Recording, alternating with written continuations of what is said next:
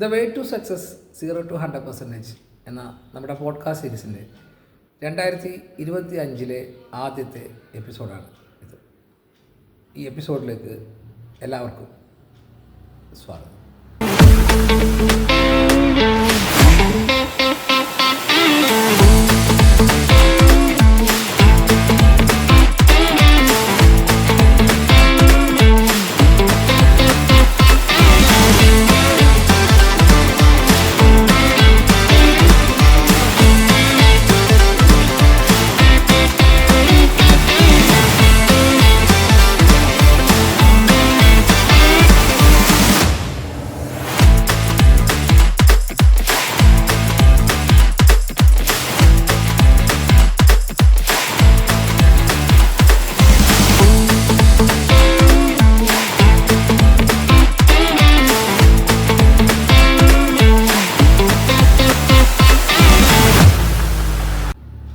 നമ്മൾ കഴിഞ്ഞ എപ്പിസോഡിൽ പറഞ്ഞത് മെഷറബിൾ സക്സസ് എന്ന കാര്യത്തെക്കുറിച്ചാണ്. അതിൽ നമ്മൾ ഈ എപ്പിസോഡിൽ നമ്മൾ അതിൻ്റെ കൂടുതൽ വിവരങ്ങൾ നമ്മൾ പറയുന്നത് വെച്ച് കഴിഞ്ഞാൽ, മെഷറബിൾ സക്സസ് എന്ന് പറയുമ്പോൾ അതിൽ ബിസിനസ് എന്ന് പറയുന്നത് ഒരു നമ്മുടെ കോൺടാക്സ്റ്റ് അങ്ങനെയാണല്ലോ. അപ്പോൾ അതൊരു പ്രധാന ഘടകം തന്നെയാണ്.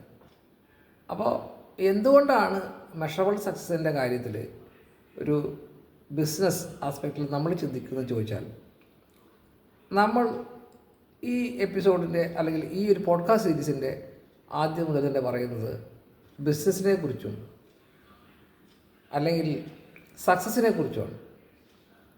അപ്പോൾ കൂടുതൽ ആൾക്കാരും അഭിപ്രായങ്ങൾ പറയുന്ന ഒരു കാര്യമാണ്, എനിക്ക് നല്ലൊരു ജോലിയുണ്ട്, ഞാൻ നല്ല ശമ്പളം വാങ്ങുന്നു, അത് എൻ്റെ സക്സസ്സാണ്. അങ്ങനെയുള്ളവർക്ക് അത് മതി, അങ്ങനെയുള്ളവരുടെ സക്സസ് അത് തന്നെയാണ്, നമുക്ക് യാതൊരു സംശയവുമില്ല. പക്ഷേ നമ്മൾ എന്തുകൊണ്ട് ബിസിനസ് അല്ലെങ്കിൽ ബിസിനസ്സിലുള്ള സക്സസ് എന്ന് പറയുമ്പോൾ അത് മെഷറബിൾ ആയിരിക്കണം എന്നും നമ്മൾ പറയുന്നതിൻ്റെ കാരണം എന്ന് പറയുന്നത്, ഇപ്പോൾ ഇങ്ങനെ എടുക്കാം, നമ്മൾ നല്ല അധ്വാനിച്ച് കഷ്ടപ്പെട്ട് ബുദ്ധിമുട്ടി ഒരു ജോലി നേടി നമുക്ക് നല്ല വരുമാനമുണ്ട്, നമ്മളും നമ്മുടെ ഫാമിലിയും ഹാപ്പിയായി പോകും. അതിൽ നമ്മൾ സമൂഹത്തിന് കോൺട്രിബ്യൂട്ട് ചെയ്യുന്നില്ല എന്നല്ല. കാരണം നമ്മൾ സമ്പാദിച്ചുകൊണ്ട് വരുന്ന പൈസ നമ്മൾ പല ബിസിനസ് സ്ഥാപനങ്ങളിൽ കൊടുക്കുന്നുണ്ട്. ഉദാഹരണത്തിന് നമ്മളെല്ലാവരും ആശ്രയിക്കുന്ന നമ്മുടെ പലചരക്ക് കട അല്ലെങ്കിൽ സൂപ്പർ മാർക്കറ്റ് നമ്മൾ കൊടുക്കുന്നതാണ്. അതൊരു ബിസിനസ്സാണ്, നമ്മുടെ കോൺട്രിബ്യൂഷനാണ്. പക്ഷേ നമുക്ക് കുറച്ചുകൂടി സമൂഹത്തിലേക്ക് കോൺട്രിബ്യൂട്ട് ചെയ്യാൻ കഴിയും എന്ന വിശ്വാസമുള്ളവർക്ക് വേണ്ടിയിട്ടുള്ളതാണ് ഈ പോഡ്കാസ്റ്റ് എന്നും ഈ പോഡ്കാസ്റ്റ് സീരീസ് എന്നും നമ്മൾ ആദ്യം തന്നെ പറഞ്ഞിട്ടുണ്ട്. അതിൻ്റെ അടിസ്ഥാനത്തിലാണ് അങ്ങനെ നമ്മൾ ബിസിനസ്സിനെ പറ്റി സംസാരിക്കുന്നത്. ബിസിനസ് എന്ന് പറയുന്നത് ശരിക്കും നമ്മുടേത് മാത്രമായിട്ടുള്ള ഒരു കാര്യമല്ല. കാരണം നമ്മുടെ നാട്ടിൽ സിമ്പിളായിട്ട് പറഞ്ഞാൽ, നമ്മൾ നേരത്തെ പറഞ്ഞ പലചരക്കട, ഈ പലചരക്കടയ്ക്ക് ഒരു സാമൂഹികമായ കോൺട്രിബ്യൂഷൻ ഉണ്ട്. എന്താണെന്നറിയോ? നമ്മളൊരു പലചരക്കട തുടങ്ങുന്ന സമയത്ത് നമ്മുടെ കടയിൽ ഈ ഇത് തൂക്കി കൊടുക്കാനായിട്ട്, ഈ പൊതിഞ്ഞു കൊടുക്കാനായിട്ട് ഒക്കെ ആയിട്ട് നമ്മളൊരു സഹായിയെ കൂടെ വയ്ക്കും. അപ്പോൾ നമ്മൾ പലചരക്കട തുടങ്ങുന്ന സമയത്ത് എന്ത് സംഭവിക്കുന്നു? ഒരാളുടെ കുടുംബത്തിനും കൂടെ നമ്മൾ കോൺട്രിബ്യൂട്ട് ചെയ്യുന്നുണ്ട്, അല്ലേ? അപ്പോൾ നമ്മുടെ സ്ഥാപനം വലിയ ഒരു സ്ഥാപനമായി മാറുകയും ഒരു 10-100 സ്റ്റാഫുള്ള സ്ഥാപനമായിട്ട് വരുന്ന സമയത്ത് നമ്മൾ എത്ര കുടുംബങ്ങളുടെ കാര്യങ്ങളൂടെ നമ്മൾ നോക്കുന്നുണ്ട്. അതൊരു കോൺട്രിബ്യൂഷൻ അല്ലേ, സമൂഹത്തിന് വരുന്ന കോൺട്രിബ്യൂഷൻ അല്ലേ? ഡയറക്റ്റ്ലി അങ്ങനെ തന്നെയാണ്. എല്ലാവരും കരുതുന്നത് ഒരു ബിസിനസ്സുകാരൻ ചെയ്യേണ്ടത് കുറേ ചാരിറ്റി ചെയ്യുക, അല്ലെങ്കിൽ എന്താ പറയുക, കുറേ ആൾക്കാർ കല്യാണം നടത്തി കൊടുക്കുക ഫ്രീ ആയിട്ട്. ഈ ഫ്രീ എന്ന് പറയുന്ന കോൺസെപ്റ്റിലാണ് നമ്മൾ ഈ ബിസിനസ്സിനെ പറ്റി ആലോചിക്കാത്തത്. അങ്ങനെ ഈ ഒരു ഘടകം അതിനകത്ത് പറയേണ്ടതുണ്ട്.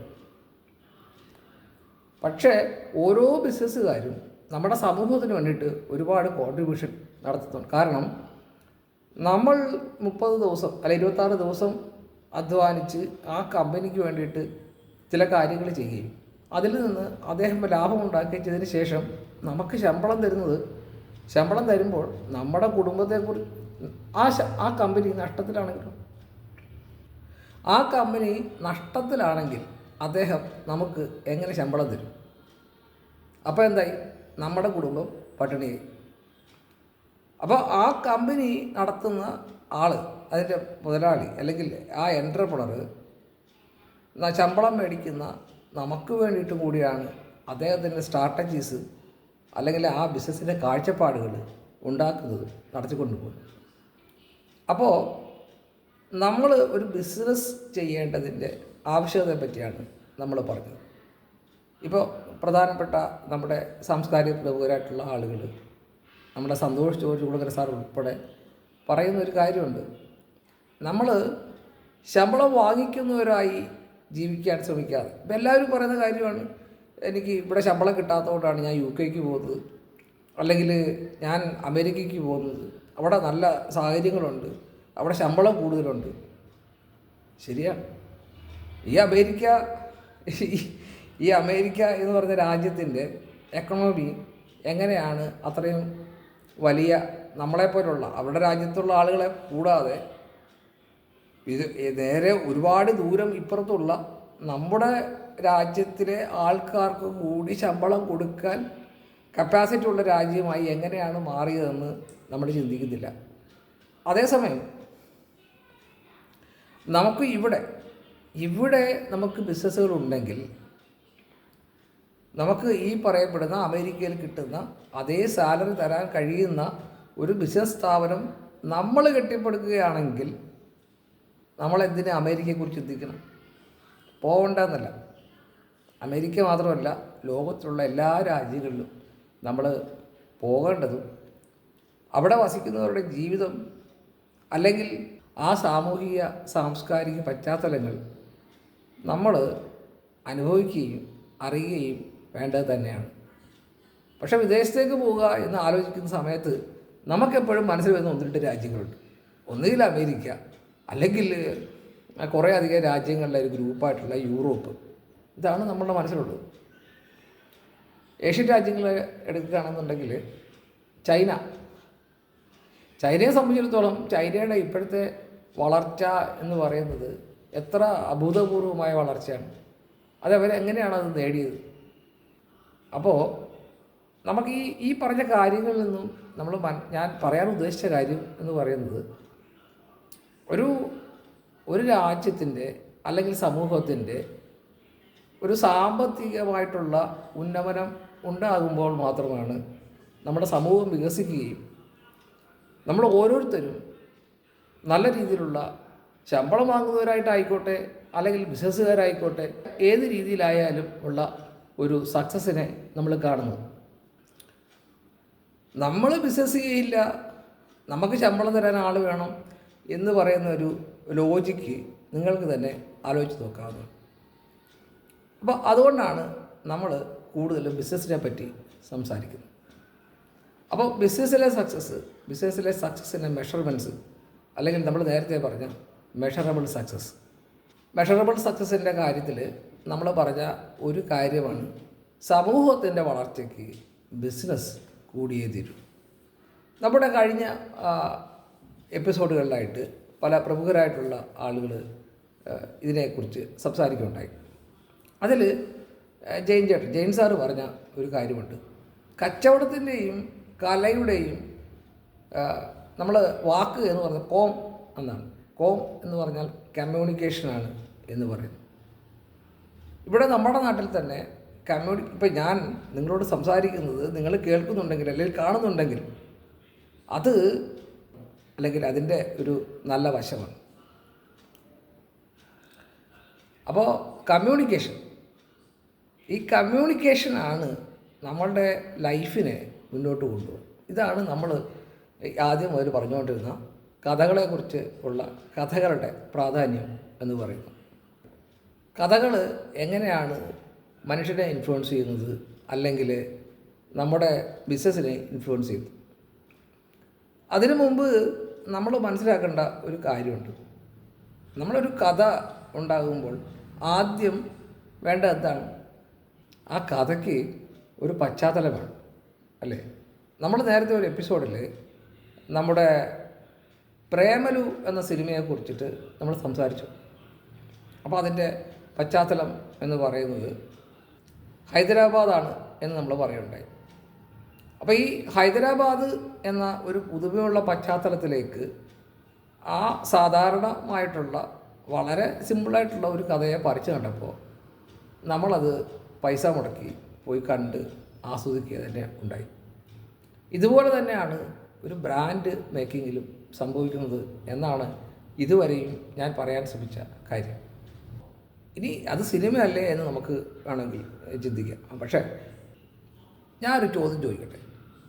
നമുക്ക് 2.5 മണിക്കൂർ നമ്മൾ പോയിരുന്ന് സിനിമ കണ്ടാൽ നമുക്ക് എന്ത് കിട്ടും? ചോദിച്ചിട്ടുണ്ടോ ആരെങ്കിലും? സ്വയം ചോദിച്ചിട്ടുള്ളവരുണ്ടോ? ആലോചിച്ച് നോക്കൂ. നമുക്ക് 2.5 മണിക്കൂർ നമ്മളുടെ പ്രഷ്യസ് അവേഴ്സ്, നമുക്ക് ജോലി ചെയ്യണ്ട, നമ്മുടെ ഫാമിലിയുടെ കൂടെ ഇരിക്കണ്ട, അല്ലേ? നമ്മുടെ കൂട്ടുകാരുടെ കൂടെ ഇരിക്കേണ്ട സമയം നമ്മൾ 2.5 മണിക്കൂർ അടച്ചിട്ട ഒരു മുറിയിൽ തിയേറ്ററിൽ പോയിട്ട് നമ്മളത് സ്പെൻഡ് ചെയ്യുന്നുണ്ട്. അതിൽ നമുക്ക് എത്രത്തോളം പൈസ നമുക്ക് ഇൻവെസ്റ്റ് ചെയ്യേണ്ടി വരുന്നുണ്ട്. ഒരു അച്ഛൻ, അമ്മ, കുട്ടി എന്ന് പറഞ്ഞാൽ 3 കുടുംബം പോലും തിയേറ്റർ വരെ എത്തി ഒരു സിനിമ കാണണമെന്നുണ്ടെങ്കിൽ എത്ര രൂപയാണ് നമ്മളുടെ കയ്യിൽ നിന്ന് നമ്മൾ സ്പെൻഡ് ചെയ്യുന്നത്, ഇല്ലേ? എങ്ങനെ പോയാലും ഒരു 1500-2000 രൂപ സ്പെൻഡ് ചെയ്യാതെ ഒരു ഫാമിലിക്ക് സിനിമ കാണാൻ പറ്റില്ല. പിന്നെ നമ്മുടെ എത്താനുള്ള സമയം നമ്മൾ തിയേറ്ററിൽ സ്പെൻഡ് ചെയ്യുന്നത് മാത്രമാണ് ഈ 2.5 മണിക്കൂർ. പിന്നെ തിരിച്ചു വരുമ്പോൾ നമ്മളൊരു ചെറിയൊരു ഡിന്നറൊക്കെ കഴിക്കും, ഈവനിങ് ഒക്കെ ആണെങ്കിൽ. അല്ലെങ്കിൽ നമ്മൾ നൂൺ ഷോയ്ക്കാണ് പോകുന്നതെങ്കിൽ നമ്മൾ വിചാരിക്കും എന്തായാലും പുറത്തു പോയി ലഞ്ചും കഴിച്ച് തിയേറ്ററിൽ പോകാം.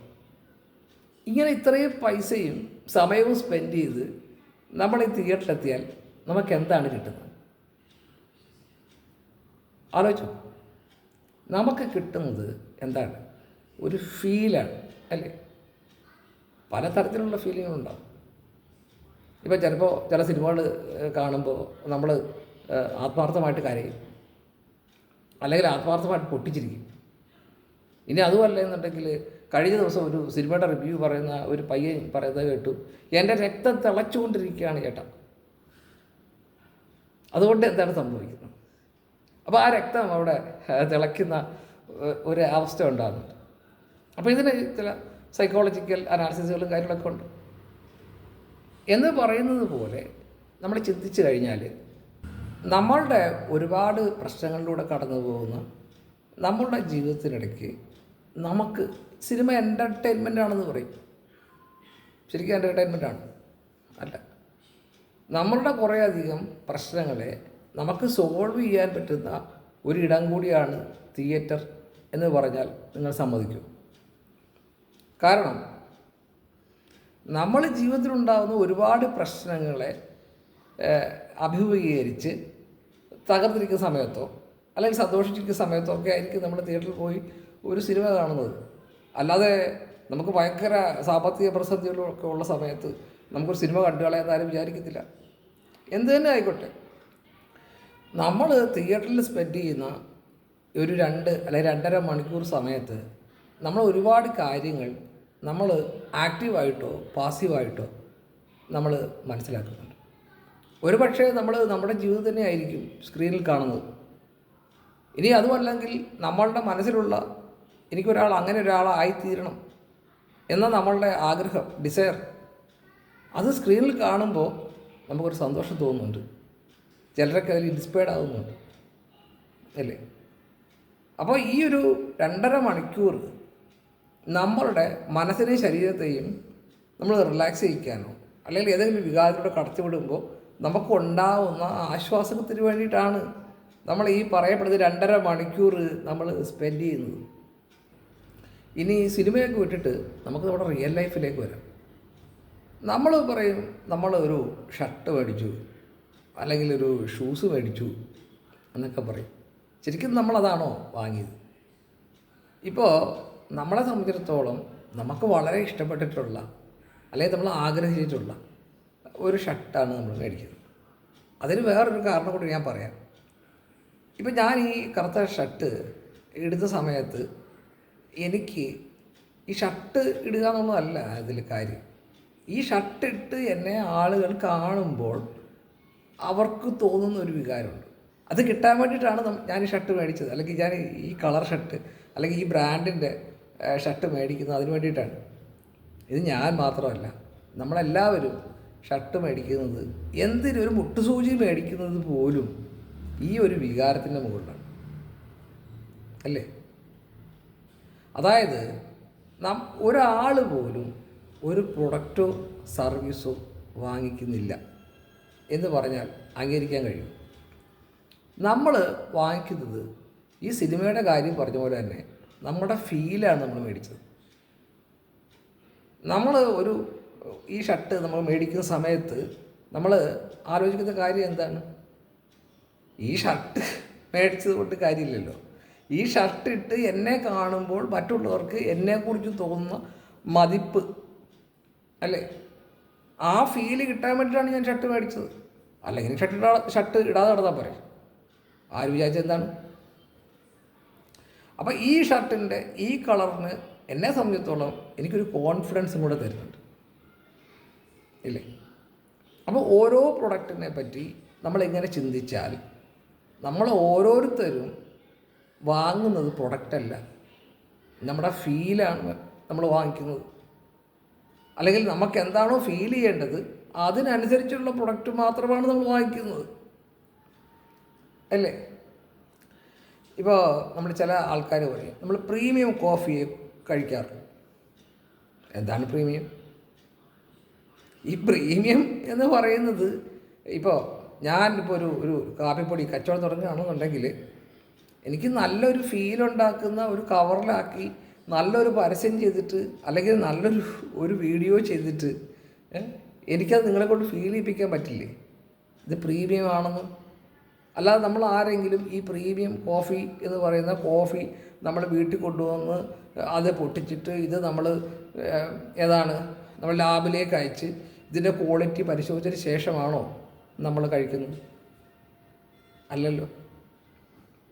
അപ്പോൾ നമ്മൾ പ്രൊഡക്റ്റ് വാങ്ങുന്നില്ല, നമ്മൾ ഫീലാണ് വാങ്ങുന്നത്. ഇനി അടുത്തൊരു കാര്യത്തിലേക്ക് പോകാം. അടുത്ത കാര്യത്തിലേക്ക് പോകുന്നതിന് മുമ്പ് ഒരു കാര്യം കൂടെ പറയാം. അപ്പോൾ ഈ ഫീല് നമുക്ക് തോന്നുന്ന പ്രീമിയം എന്ന് പറയുന്ന ഒരു ഫീല് ഉള്ളത് കൊണ്ടാണ് നമ്മൾ ആപ്പിൾ ഐഫോൺ മേടിക്കുന്നത്. ഇവിടെ ആൻഡ്രോയിഡ് ഡിവൈസിലുള്ള ഒട്ടുമിക്ക ഫീച്ചേഴ്സും ഇല്ലാത്തൊരു ഫോണാണ് ഈ പറയപ്പെടുന്ന ഐഫോൺ, അല്ലേ? അതായത് ഈ പൈസയുടെ കാര്യത്തിൽ ബഡ്ജറ്റ് വൈസ് ആപ്പിൾ ഐഫോണിനേക്കാൾ ബെറ്റർ എന്ന് പറയുന്നത് ആൻഡ്രോയിഡ് അല്ലേ? പക്ഷേ ആൻഡ്രോയിഡ് മേടിക്കുക എന്നുള്ളത്, ആൻഡ്രോയിഡിൽ ആയിരക്കണക്കിന് ബ്രാൻഡുകളുണ്ട്. അത് മേടിക്കുക എന്ന് പറയുന്നത് എൻ്റെ സ്വപ്നമല്ല, നിങ്ങളുടെ സ്വപ്നമല്ല. നമ്മുടെ സ്വപ്നം എന്താണ്? നമുക്കെന്തെങ്കിലും പൈസ ഉണ്ടാക്കി ആ പൈസയിൽ നിന്നും നമുക്കൊരു ഐഫോൺ മേടിക്കണം, അല്ലേ? ഇപ്പോൾ ഈ പോഡ്കാസ്റ്റ് കേട്ടുകൊണ്ടിരിക്കുന്ന ഒരു 50% പേരുടെ 50% ആളുകളുടെയെങ്കിലും കയ്യിൽ ഐഫോൺ ആയിരിക്കില്ല ഉണ്ടാവുന്നത്. പക്ഷേ ഈ പോഡ്കാസ്റ്റ് കേൾക്കുന്ന ആളുകളിൽ 100% ആളുകൾക്കും ഐഫോൺ വാങ്ങിയാൽ കൊള്ളാം, അല്ലെങ്കിൽ ഐഫോൺ വാങ്ങണം എന്നൊരു ആഗ്രഹമുള്ളവരാണ്. അപ്പോൾ നമ്മൾ പറഞ്ഞു പോകുന്നത് ഫീൽ, അല്ലേ? നമുക്ക് ഈ ഐഫോൺ വാങ്ങണം എന്ന ആഗ്രഹമുള്ള ആളുകൾക്ക് നമുക്ക് വേണമെങ്കിൽ ചെയ്യാവുന്നൊരു കാര്യമുണ്ട്, അല്ലേ? നമുക്ക് എന്താണ് ചെയ്യാൻ പറ്റുക? നമുക്ക് ഐഫോണിൻ്റെ സാമ്യതയിലുള്ള ഒരു ആൻഡ്രോയിഡ് ഫോൺ മേടിച്ചിട്ട് നമുക്കതിൻ്റെ കവറ് മാറ്റിയിട്ട് നമുക്ക് പോക്കറ്റിടാം, കയ്യിൽ പിടിക്കാം. പക്ഷേ നമുക്ക് ആ ഫീല് കിട്ടില്ല. ആ ഫീല് കിട്ടാത്തിടത്തോളം നമ്മൾ വീണ്ടും ഈ ഐഫോണിലേക്ക് എത്താനുള്ള ആഗ്രഹങ്ങളുമായിട്ട് മുന്നോട്ട് പോകും. അപ്പോൾ അവിടെയാണ് ഒരു ബ്രാൻഡിനെ സംബന്ധിച്ചിടത്തോളം, അല്ലെങ്കിൽ ഒരു സർവീസിനെ സംബന്ധിച്ചിടത്തോളം, ഒരു പ്രൊഡക്റ്റിനെ സംബന്ധിച്ചിടത്തോളം നമുക്ക് ഒരു സ്റ്റോറിയുടെ ആവശ്യം വരും. അപ്പോൾ നമ്മൾ വിചാരിക്കും ഐഫോണിനെ കുറിച്ച് അങ്ങനെ സ്റ്റോറീസ് ഒന്നും കേട്ടിട്ടില്ലല്ലോ, കേട്ടിട്ടില്ലേ? ഐഫോണിൻ്റെ പരസ്യം നമ്മൾ എത്ര പേര് കണ്ടിട്ടുണ്ട്? വളരെ കുറച്ച് ആൾക്കാർ കണ്ടിട്ടുണ്ട്. പക്ഷേ പറഞ്ഞ് കേട്ടു പല വഴികളിലായിട്ട് ഐഫോൺ നമ്മുടെ സ്വപ്നമാണ്. ഇനി കുറച്ചുകൂടെ വലിയൊരു ഗ്രേഡിൽ പറഞ്ഞു കഴിഞ്ഞാൽ, കോമഡി ആക്കണ്ട, എൻ്റെ ആഗ്രഹം എന്ന് പറയുന്നത് റോൾസ് റോയ്സ് കാർ മേടിക്കുക എന്നുള്ളതാണ് എൻ്റെ ആഗ്രഹം. ഇപ്പോൾ അതിനെനിക്ക് യാതൊരു നിവർത്തിയില്ല. അല്ലെങ്കിൽ എത്ര പേർക്കാണ് നമുക്കിവിടെ റോൾസ് റോയ്സ് കാറുള്ളത് അല്ലേ? പക്ഷെ അവിടെ നമുക്ക് വേറൊരു കാര്യം ചെയ്യാൻ പറ്റും. എന്താണ്? നമുക്ക് ആഗ്രഹിക്കാം അല്ലേ? ആഗ്രഹിച്ചിട്ട് കാര്യമുണ്ടോ? ആഗ്രഹിച്ചാൽ മാത്രം പോരാ. ഈ റോൾസ് റോയ്സ് കാറ് നമ്മുടെ കയ്യിലെത്താൻ വേണ്ടിയിട്ട് നമ്മൾ എന്ത് ചെയ്യണം എന്ന് നമ്മൾ ചിന്തിക്കണമല്ലോ. ആ ചിന്തിക്കുന്നതിൻ്റെ പേരാണ് എൻ്റർപ്രണർഷിപ്പ് എന്ന് പറയുന്നത് അല്ലേ? നമുക്കിപ്പോൾ പല ആൾക്കാരും, ഇപ്പോൾ നമ്മുടെ സോഷ്യൽ മീഡിയ ഇൻഫ്ലുവൻസേഴ്സ് തന്നെ പല ആൾക്കാരും പറയുന്നത് ഞാൻ കേട്ടിട്ടുണ്ട്. നമുക്കിവിടെ മാരുതിയുണ്ട്, പിന്നെ എന്താ പറയുക, അങ്ങനെ പല കാറുകളുണ്ട്, അതൊക്കെ ആളുകൾ മേടിക്കുന്നുമുണ്ട്. പക്ഷെ നമുക്ക് മിനിമം റോഡ് സോഴ്സിൽ വേണം എന്ന് പറയുന്ന ഒരു കോമിക്കൽ സാധനം ഞാൻ കണ്ടിട്ടുണ്ട്. പക്ഷെ എന്തുകൊണ്ടാണ് നമ്മൾ റോഡ് സോഴ്സിനെ നമ്മൾ ആഗ്രഹിക്കാത്തത്? അതിൻ്റെ കാരണം വളരെ സിമ്പിളാണ്. നമുക്ക് ആ ലക്ഷ്യത്തിലേക്ക് എത്താൻ, ആ ലക്ഷ്യം അച്ചീവ് ചെയ്യാനുള്ള കപ്പാസിറ്റി ഉള്ളവരാണ് നമ്മളെന്ന് നമുക്ക് ബോധ്യമില്ലാത്തതുകൊണ്ടാണ്. അങ്ങനെ ബോധ്യം വരുന്ന സമയത്ത് നമ്മൾ എന്ത് ചെയ്യും? നമ്മൾ ആ ലക്ഷ്യത്തിലേക്ക് എത്താൻ വേണ്ടിയിട്ട് നമ്മൾ പരിശ്രമിക്കും. ഇനി ഒരു കാര്യം കൂടെ പറയാം. എൻ്റെ അനുജനുണ്ടായിരുന്നു, നമ്മൾ മരിച്ചുപോയി. അദ്ദേഹം സ്ഥിരമായിട്ട് പറയുന്ന ഒരു കാര്യമുണ്ടായിരുന്നു. നമ്മൾ സാധാരണക്കാരെ പോലെ ചിന്തിക്കണം, സാധാരണക്കാരനാവണം. അല്ലെങ്കിൽ പല ആൾക്കാരും എന്നോട് പറഞ്ഞിട്ടുണ്ട്, നിങ്ങളിങ്ങനെ വലിയ വലിയ സ്വപ്നങ്ങളും വലിയ വലിയ കാര്യങ്ങൾ പറയാതെ സാധാരണക്കാരനെ പോലെ ചിന്തിക്കൂ, പെരുമാറൂ എന്ന് പറയാറുണ്ട്. അപ്പോൾ നമ്മുടെ സ്ഥിരം സോഷ്യൽ മീഡിയയിലുള്ള ആളുകളുടെ ഒരു കളിയാക്കൽ സംഭവമാണ്. സച്ചിൻ ടെണ്ടുൽക്കറിനെ പോലെ ആവാൻ സച്ചിൻ ടെണ്ടുൽക്കറിനെ പറ്റൂ, മോഹൻലാലിനെ പോലെ ആവാൻ മോഹൻലാലിനെ പറ്റൂ അല്ലേ? നമ്മളൊരു കാര്യം ആലോചിച്ചിട്ടുണ്ട്. സച്ചിൻ ടെണ്ടുൽക്കറിന് മുമ്പ് ഏറ്റവും നല്ല ബാറ്റ്സ്മാൻ എന്ന് പറയുന്നത് ആരായിരുന്നു?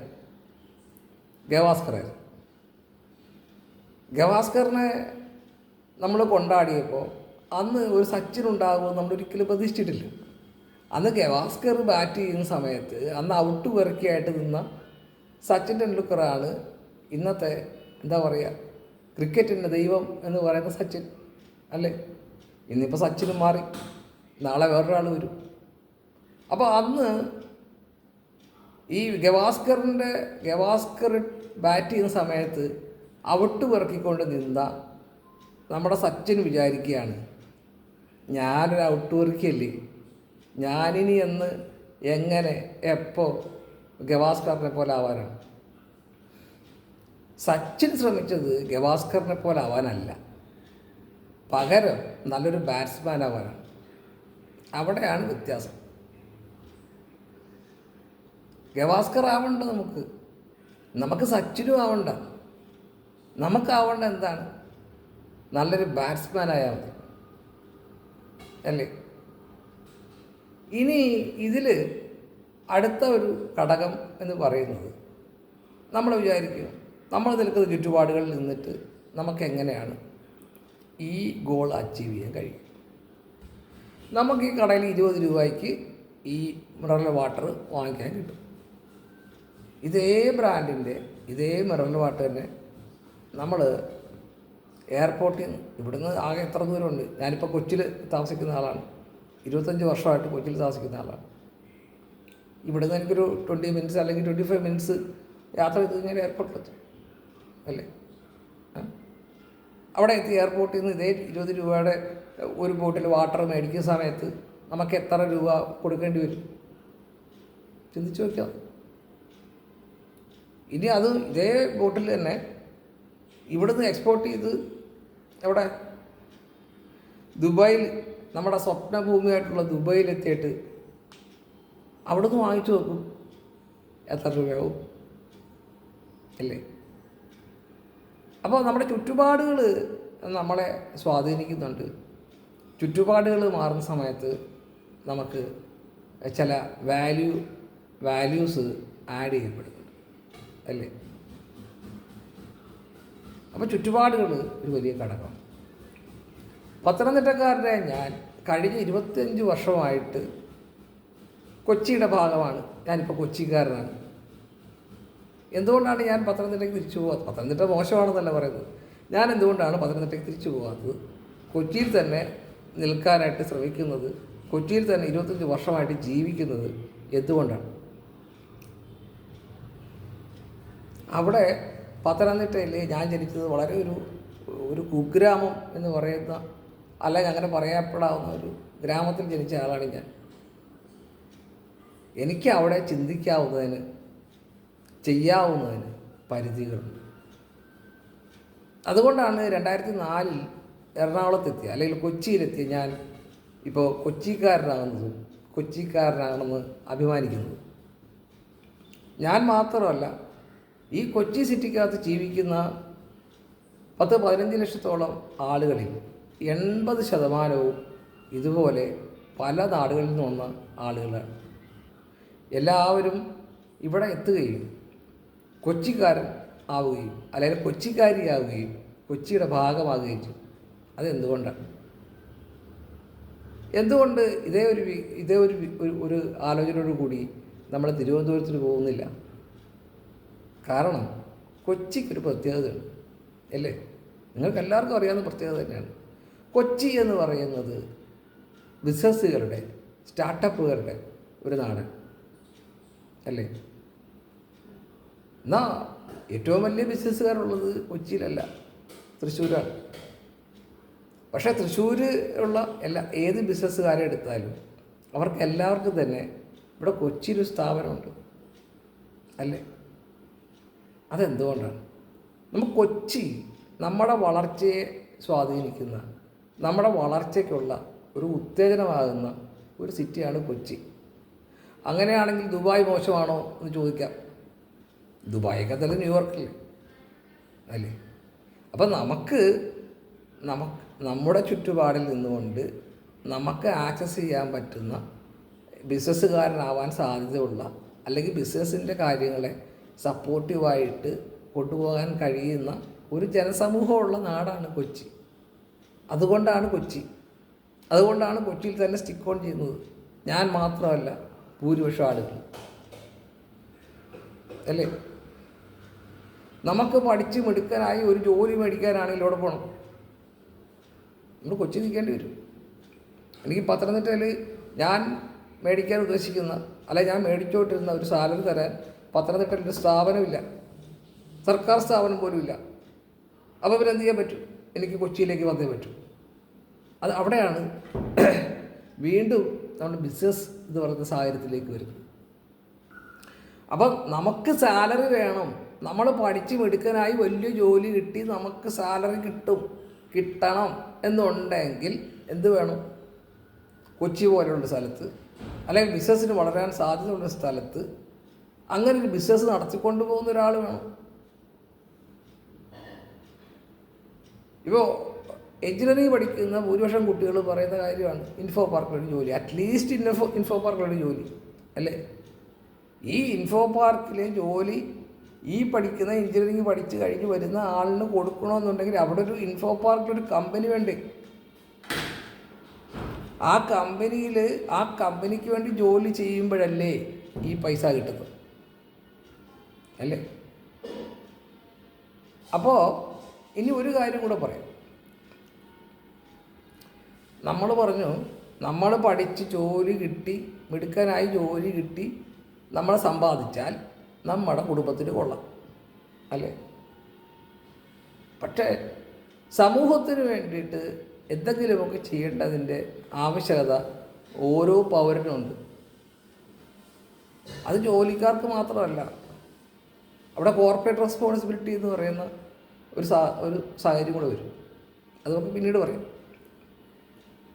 പക്ഷേ നമ്മളീ പറഞ്ഞതുപോലെ ഒരു ബിസിനസ് സ്ഥാപനം ഒരാൾ കഷ്ടപ്പെട്ട് ഉണ്ടാക്കിയെടുത്ത് അത് നടത്തിക്കൊണ്ട് പോകുമ്പോഴാണ് ഈ പറയപ്പെടുന്ന 10 പേര് എനിക്ക് ജോലി വേണം, എനിക്ക് ഇത്ര സാലറി വേണം എന്ന് പറയുന്നത്.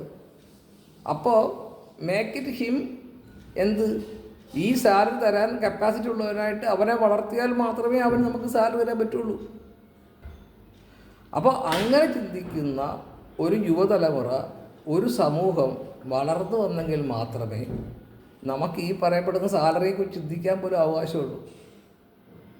അല്ലെങ്കിൽ നമ്മൾ നാട് വിട്ടു പോകണം, എല്ലാവരും ചെയ്യുന്നത് പോലെ നമ്മൾ നാട് വിട്ടു പോകണം അല്ലേ. വീണ്ടും നമുക്ക് കൊച്ചിയിലേക്ക് വരാം. അപ്പോൾ കൊച്ചിയിൽ ഒരുപാട് ബിസിനസ് ഓപ്പർച്യൂണിറ്റീസ് ഉണ്ട്. ഇവിടെ സ്റ്റാർട്ടപ്പ് വില്ലേജ് ഉണ്ട്, ഇൻഫോ പാർക്കുണ്ട് അല്ലേ, പല അതുപോലെയുള്ള ഗവൺമെൻറ് ഇനിഷ്യേറ്റീവ്സ് ഉണ്ട്. അതിൽ ചെറുപ്പക്കാരായിട്ടുള്ള ആൾക്കാർ വേണം, ടെക്നോളജി അറിയാവുന്ന. ഇപ്പം എന്നെയൊക്കെ സംബന്ധിച്ചിടത്തോളം ഞാനൊക്കെ ഒരു ഓൾഡ് മാനാണ്. ഞങ്ങളുടെ കാലത്ത് ഇപ്പോൾ എൻ്റെ ഇൻഫോ പാർക്കിലുള്ള ബാഗി കൺസൾട്ടൻസി എന്ന് പറഞ്ഞ കമ്പനി ഞാൻ നടത്തുമ്പോൾ അതിലെ പല കാര്യങ്ങളും എനിക്കറിയാത്ത കാര്യങ്ങളാണ്. അല്ലെങ്കിൽ ആ കാര്യങ്ങൾ പഠിക്കാൻ വേണ്ടിയിട്ട് ഞാൻ ഏകദേശം 47 കൊല്ലത്തോളം എടുത്തിട്ടാണ് പഠിച്ചിട്ടാണ് ഞാൻ ആ കാര്യങ്ങൾ ചെയ്യുന്നത്. എന്നാൽ എന്നേക്കാൾ നന്നായി ഈ IT മേഖലയിലുള്ള കാര്യങ്ങൾ അറിയാവുന്ന ഒരാളാണ് എൻ്റെ മകൾ. 11 വയസ്സേ ഉള്ളൂ.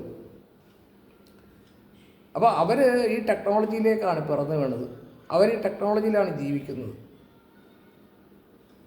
അപ്പോൾ അവർ നമ്മളെക്കാൾ അറിവുള്ള ആ തലമുറയല്ലേ. ആ തലമുറ ജോലിക്ക് വേണ്ടി നടക്കുകയും ഒന്ന് ആലോചിച്ച് നോക്കിയേ, നമ്മളെക്കാൾ ടെക്നോളജി അറിയാവുന്ന ആ തലമുറ ഈ ഇൻഫോ പാർക്കിലോ അല്ലെങ്കിൽ എവിടെയെങ്കിലും ഒരു നല്ല അവരുടെ അറിവിനെ മാക്സിമം യൂട്ടിലൈസ് ചെയ്ത് ഒരു കമ്പനി തുടങ്ങുകയാണെങ്കിൽ അവർക്ക് ലാഭമുണ്ട്. അവർക്ക് ഈ സമൂഹത്തിൽ കോൺട്രിബ്യൂട്ട് ചെയ്യാൻ പറ്റും, 10 പേർക്ക് ജോലി കൊടുക്കാൻ പറ്റും അല്ലേ.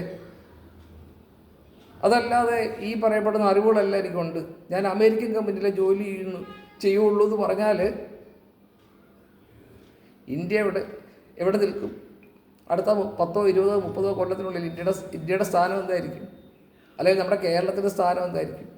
ഇപ്പം തന്നെ ഒഴിഞ്ഞു കിടക്കുന്ന എത്രയോ വീടുകൾ ഈ കേരളത്തിലുണ്ട്.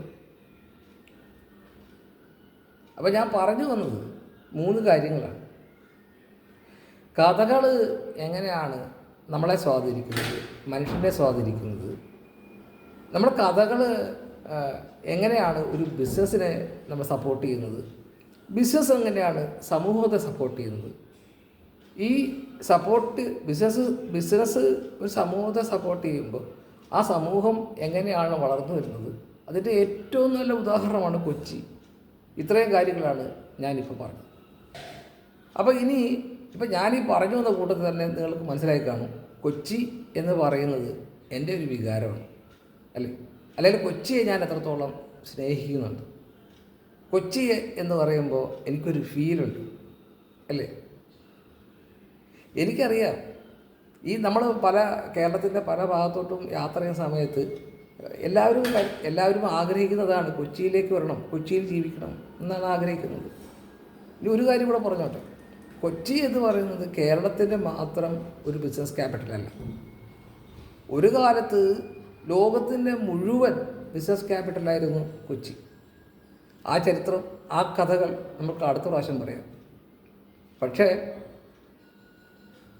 ഒരു കാര്യം കൂടെ പറഞ്ഞ് ഞാൻ അവസാനിപ്പിക്കുകയാണ്. കൊച്ചി എന്നത് എനിക്കും നിങ്ങൾക്കും ഒരു ഫീലാണ്, ഒരു വികാരമാണ്. ആ വികാരം, എനിക്ക് തോന്നിയ വികാരം നിങ്ങൾക്ക് എന്താണ് തോന്നുന്നത്, നിങ്ങളുടെ വികാരം എന്താണെന്നുള്ളത് എന്നെ അറിയിക്കൂ. ഞാനൊരു ഹാഷ്ടാഗ് തരാം. പറ്റുമെങ്കിൽ എല്ലാവരും ആ ഹാഷ്ടാഗിൽ നിങ്ങളുടെ വികാരങ്ങൾ ഷൂട്ട് ചെയ്ത് അല്ലെങ്കിൽ ഫോട്ടോ എടുത്തിട്ട് നിങ്ങൾ ആ ഹാഷ്ടാഗ് കൂടി ആഡ് ചെയ്യും. അപ്പോൾ നമുക്ക് ഇന്ന് നിർത്താമെന്ന് തോന്നുന്നു. ഈ എപ്പിസോഡിൽ നിങ്ങൾക്ക് മനസ്സിലായ അല്ലെങ്കിൽ നിങ്ങൾക്ക് ഉപകാരപ്പെട്ട വിവരങ്ങളുണ്ടെങ്കിൽ ഇതുകൂടി നിങ്ങളുടെ കൂട്ടുകാർക്ക് ഷെയർ ചെയ്യൂ. അപ്പോൾ ഇതുവരെ ഞാനങ്ങനെ പറഞ്ഞിട്ടില്ല.